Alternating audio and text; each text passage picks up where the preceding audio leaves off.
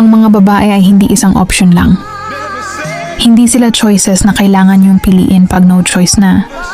Hindi sila putahe na kailangan yung itapon kapag kayo ay sawa na. Hindi sila display na kailangan palitan kapag luma na.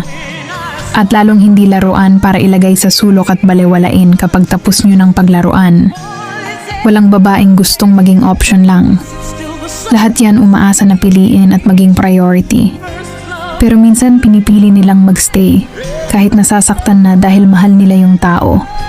Kaya sana kung hindi nyo kayang pahalagahan ang nararamdaman ng isang babae, bitawan nyo na kaysa pinapaasa nyo na isang araw pipiliin nyo din siya. Pero ang totoo, libangan nyo lang talaga kapag trip-trip nyo. Women should be a priority, not a choice, not an option.